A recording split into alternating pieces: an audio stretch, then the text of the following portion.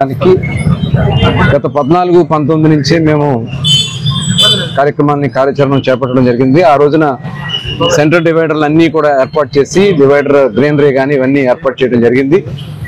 అలాగే కొన్ని సెంటర్స్ కూడా సర్కిల్స్ని డెవలప్ చేసి ఆ సర్కిల్స్లో ఒక ఇన్నోవేటివ్గా కార్యక్రమాలు చేయాలని చెప్పి ఆ రోజు నిర్ణయించుకుని మన చిలకలపూడి సెంటర్లో ఆ రోజున డ్రైనేజీకి సంబంధించి ప్రారంభోత్సవ కార్యక్రమం ఆ రోజు కే కృష్ణమూర్తి గారు రావడం జరిగింది. ఆ వచ్చినటువంటి సందర్భంలో అక్కడ ఒక పైలాన్ ఏర్పాటు చేసి ఫిషెస్తో ఆ రోజు అక్కడ ఏర్పాటు చేసాం. మన మచిలీపట్నం ఒక ఉనికిని అక్కడ కనపడేలాగా దాంట్లో ప్రతిబింబించేలాగా ఏర్పాటు చేసాం.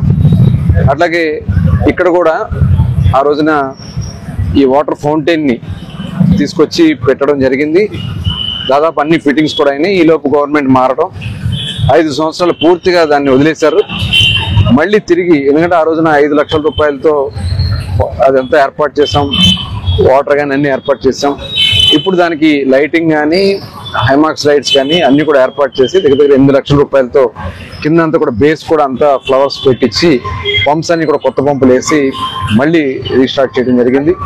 ఇది నిజంగా సంతోషంగా ఉంది. ఈ రకంగా అన్ని సర్కిల్స్ను కూడా డెవలప్ చేయడానికి మేము కార్యాచరణను తయారు చేసుకుంటున్నాం. అట్లాగే మనకి ముఖ్యంగా జిల్లా పరిషత్ సెంటర్లో ఉన్నటువంటి పాండ్ ఉంది. అక్కడ ఆ చెరువుకు కూడా ఇవాళ అమృత్లో దగ్గర 2,90,00,000 రూపాయలతో ఆల్రెడీ టెండర్ స్టేజ్కి వచ్చేసింది. అది దాన్ని కూడా త్వరలోనే చేసి ఒక అద్భుతమైనటువంటి చుట్టూ వాకింగ్ ట్రాక్ కానీ ఆహ్లాదకరంగా వాటర్ ఫౌంటైన్స్ కానీ దాంట్లో ఏర్పాటు చేయడానికి కూడా ప్లాన్ చేస్తున్నాం.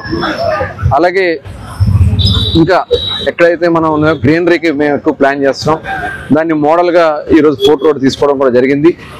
అట్లాగే గత గవర్నమెంట్లో ఆనాడు ఉన్నటువంటి పాలకులు చేసినటువంటి నిర్లక్ష్యం, ఎందుకంటే అమృత్ స్కీమ్ కింద ఆ రోజున మనకి దగ్గర 100 కోట్ల రూపాయల పైన రావాల్సింది ఉంటే స్టేట్ గవర్నమెంట్ మ్యాచింగ్ ఇవ్వని కారణంగా అవన్నీ కూడా వెనక్కి వెళ్ళిపోయాయి. కనీసం దాని గురించి కృషి చేయనటువంటి వ్యక్తులు ఇవాళ రాజకీయాలు మాట్లాడతారు, రాజకీయ విమర్శలు చేస్తాను. రాజకీయ విమర్శలు కాదు, వ్యక్తిగత విమర్శలు చేస్తాను. నేను అడుగుతా ఉన్నా, ప్రజలకు కావాల్సింది వ్యక్తిగత విమర్శలు కాదు, రాజకీయంగా మేము చేసినటువంటి అభివృద్ధి చెప్పడానికి మేము సిద్ధంగా ఉన్నాం. మీరు చేసిన అభివృద్ధి చెప్తానికి మీరు ఉన్నారా? మీకు ఆ ధైర్యం ఉందా? ఆ ధైర్యం లేదు కాబట్టి ఇవాళ ప్రజలు మిమ్మల్ని చిత్తుగా ఓడగొట్టారు. 50,000 ఓట్ల మెజార్టీతో మమ్మల్ని గెలిపించి మిమ్మల్ని ఓడగొట్టారు. ఇంకా మీలో సిగ్గు కానీ లజ్జ కానీ ఏమీ లేకుండా బరి తెగించి మాట్లాడుతూ ఉన్నారు. మీ స్థాయి ఏంటి? చంద్రబాబు నాయుడు గారి గురించి మాట్లాడే స్థాయి ఉందా పేర్ని నాని గారికి? నేను అడుగుతా ఉన్నా. బాలకృష్ణ గారి గురించి మాట్లాడే స్థాయి పేర్ని నానికి ఉందా అని నేను అడుగుతా ఉన్నా. లేదు చిరంజీవి గారి గురించి మాట్లాడే స్థాయి ఈ పేర్ని నానికి ఉందా అని నేను అడుగుతా ఉన్నా. ఆనాడు మీకు ఇష్టం ఉంది కదా, అధికారం ఉంది కదా అని చెప్పి కళ్ళు నెత్తికెక్కి డైరెక్టర్ని ఇంటి దగ్గర పిలిపించుకుని వాళ్ళని డోర్ల దగ్గర వెయిట్ చేయించుకున్నటువంటి చరిత్ర మీది.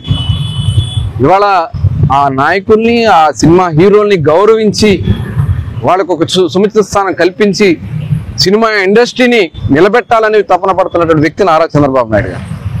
వాళ్ళకి మరి పవన్ కళ్యాణ్ గారు కూడా ఈరోజు సపోర్ట్ చేస్తా ఉన్నారు. ఆ రోజు చిరంజీవి గారిని మీరు అవమానించారు. ఆ రోజున మీరు సినిమా హీరోలందరినీ కూడా గేట్ దగ్గర ఆపేస్తే అక్కడి నుంచి నడుచుకుంటూ వచ్చినటువంటి సందర్భాన్ని మనం చూసాం. అంటే టికెట్ల పేరుతో, రేట్ల పేరుతో థియేటర్ యాజమాన్యాన్ని అట్లాగే ఆ రోజు ఉన్నటువంటి హీరోల్ని ఇబ్బంది పెట్టి లబ్ధి పొందాలి, మీ కాళ్ళ దగ్గర తెచ్చుకోవాలని చెప్పి ఆ రోజు జగన్మోహన్ రెడ్డి గారు ఇచ్చినటువంటి డైరెక్షన్లో పేర్ని నాని గారు పనిచేశాడు. ఇవాళ ఆయన నీతి గౌరవులు మాట్లాడుతూ ఉన్నారు. ఇవాళ ఖచ్చితంగా ప్రజలు ఎవరో చూస్తూ ఊరుకోరు, చాలా సమన్వయంతో ఉన్నారు. ఇవాళ హీరో ఫ్యాన్స్ అందరిని కూడా నేను మనస్ఫూర్తిగా అభినందిస్తా ఉన్నా. ఇలా రెచ్చగొట్టే నాయకుల వల్ల సమాజంలో మార్చడానికి మరి ఎట్టి పరిస్థితుల్లో కూడా మనం రెచ్చగొట్టే కార్యక్రమాలను బారిన పడొద్దు. మొన్న కూడా చిరంజీవి గారు ఫ్యాన్స్ తరఫున మీటింగ్ పెడితే చాలా పెద్ద మనిషిగా చిరంజీవి గారు దాన్ని కంట్రోల్ చేశారు. అలాగే బాలకృష్ణ గారు కూడా ఇవాళ నిజంగా వాళ్ళ ఫ్యాన్స్ని కానీ వాళ్ళు కానీ రెచ్చగొట్టే కార్యక్రమాలు చేస్తే సోకాల్డ్ నాయకులు ఎవరు కూడా ఇళ్లలో ఉండరు, తరిమి కొడతారు, బట్టలు కూడా తీసి కొడతారు. ఇదే పేర్ని నానికి ఇవాళ నేను చెప్తా ఉన్నా, ఇదే రకంగా నువ్వు విమర్శలు చేసుకుంటూ వ్యక్తిగత విమర్శలు చేసుకుంటూ ముందుకెళ్తే నిన్ను రోడ్డు మీద కూడా తిరగకుండా తరిమి కొడతారు. అది గుర్తుపెట్టుకోవాలి పేర్ని నాని గారు. ఇవాళ ఏదో మైక్ ఉంది కదా, మీ ఇష్టం వచ్చినట్టు మాట్లాడితే ఏమవుద్ది? మీరు చేసినటువంటి పాపాలన్నీ బయటకు వస్తున్నాయి. ఈరోజు బియ్యం పాపం, మీ అకౌంట్లో డబ్బులు పడినాయి. ఎందుకు పడినాయి? మీ అకౌంట్లో డబ్బులు ఎక్కడి నుంచి వచ్చినాయి? ఆ రోజున బియ్యం దగ్గర 8,000 బస్తాలు తోలుకుని ఆ డబ్బులు మీ అకౌంట్లో పడినాయి. దానికి సంబంధించి పూర్తి ఆధారాలు ఉంటే బొంకుతా ఉన్నాడు. ఇవాళ సిగ్గు లేదా నీకు? ఇళ్ల స్థలాల పేరుతో దోపిడీ చేస్తే నడి రోడ్ల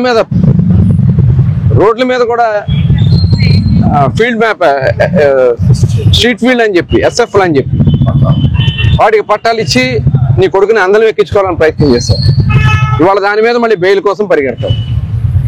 నువ్వు ఎన్ని చేసినా ప్రజలు నిన్ను నమ్మే పరిస్థితిలో లేరు. జగన్మోహన్ రెడ్డికి ఆల్రెడీ 0. ఇలాంటి నాయకులు నమ్ముకుంటే ముందు 0 అని నేను తెలియజేస్తాను.